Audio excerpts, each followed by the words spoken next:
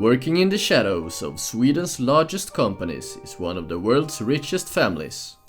How rich, you may ask? Over $250 billion. By gaining major wealth and power since the 1800s, they are now the most powerful family in Sweden. They own Investor AB, which in turn has holdings in companies that make up 40% of Sweden's stock market. We are talking about the Wallenberg family. From Saab to AstraZeneca to Ericsson to SAS, they have holdings in many major and influential international companies. And these are just their largest holdings. With their family motto, Esse non videre, Latin for to be not to be seen, the Wallenberg family has a low public profile, making them unknown to the average Joe. But how did they end up in this position? To find out, watch this video produced by Curious Mind.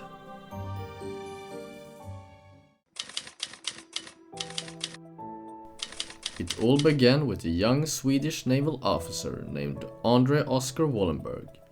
He was not happy with the banking system in Sweden.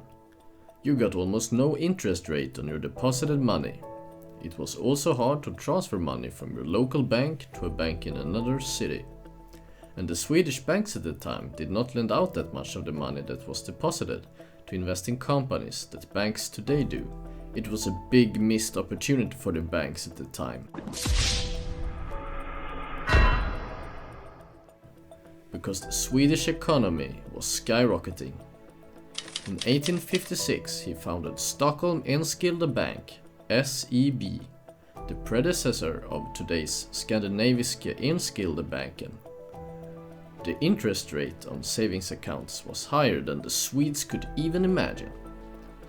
Everyone wanted to deposit their money to SEB. It was a huge success. SEB lended out the deposited money to a lot of different businesses with high interest and made huge profits. Sweden was undergoing a big industrialization, the best time to invest. This made the Wallenberg family ultra rich. To make their money grow even more, they started to invest their personal money in all of Sweden's largest companies.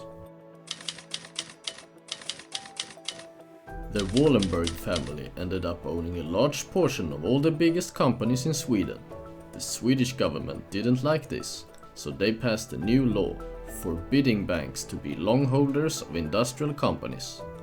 But the government underestimated just how business smart the Wallenberg family was. They created a holding company called Investor AB. They started to use Investor AB as the owner of all the different companies. They had found a loophole in the law, and they got away with it.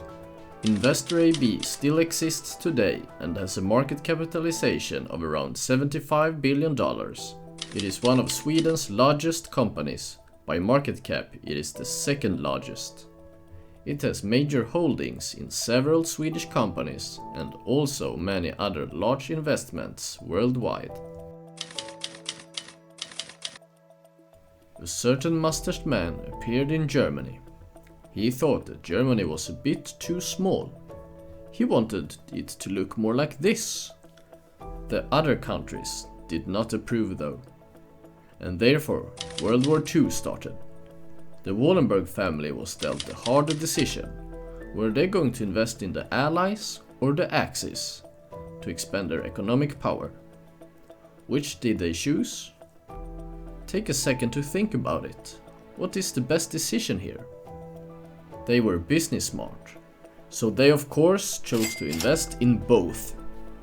To be able to play both sides, they dealt in large black market operations, money laundering and concealed German investments in the United States. This was very profitable. They made a lot of money during and after World War II. There was one brave member of the Wallenberg family that had good morals and couldn't hold back to act on it. Raoul Wallenberg was a diplomat and he was strongly against the Holocaust. He served as Sweden's special envoy in German-occupied Hungary and decided that he had to do something to help Jews escape the genocide. Raoul Wallenberg began to issue protective passports to Jews to protect them from the Germans. He also sheltered Jews in buildings which he declared as Swedish territory, so the Germans wouldn't be able to enter them how they wanted. This resulted in thousands of Jews saved from the Holocaust, making him a hero. Unfortunately, Raoul Wallenberg was arrested in 1945 by the Soviets for espionage, and he then disappeared. 12 years later, he was reported by Soviet authorities to have died in prison. Most of the world's richest families stop being rich after the third or fourth generation. The children don't value the money as much because they grew up with a seemingly endless amount. They spend much more than they earn. Spending money is like breathing air for them. They just can't grasp the value of it because they have never had to work a day in their lives. The Wallenberg family was not going to let this happen to the family fortune. To stop this, they created several special kinds of foundations. They have large amounts of money tied up in several investments in different companies. The foundations make it impossible for one family member to spend a larger amount of the family money. They also have to work for the family-owned companies and foundations to be able to take part of the money. The Wallenberg family have stayed rich until this day because of this, and they will probably stay rich for many generations to come.